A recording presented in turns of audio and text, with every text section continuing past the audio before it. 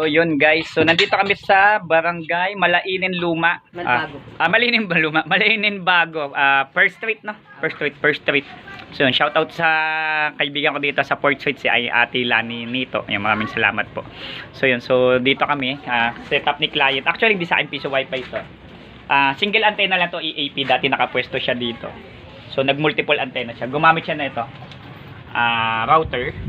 So nagkaroon siya ng indoor router. So nagdalawa siyang antenna. Bali dual band.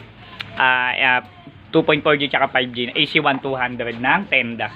So ang gusto kasi ng client is lumawak yung coverage.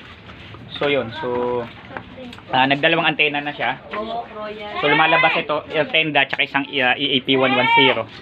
So pakita ko lang po yung kung nasa nakapress ng EAP110 niya. Sinetup namin.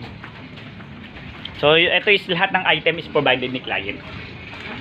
So ito na yung antenna niya. Yan. So yan. So dito siya para sakop niya yung basketball court. Basketball court kasi ito. Ayan. So yun. So dito kasi may pader. Meron siya interference. So yan. Kaya okay na siya.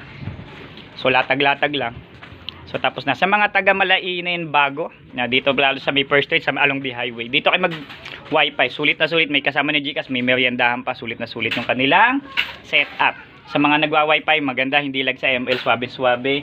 Dalawa antena, may 5G pa, may pa sa basketball court habang naglalaro, pwede mag-wifi. Sulit na sulit, PC mo, gawa mo, don't forget to subscribe. Madam, maraming salamat po. Thank you po. Salamat.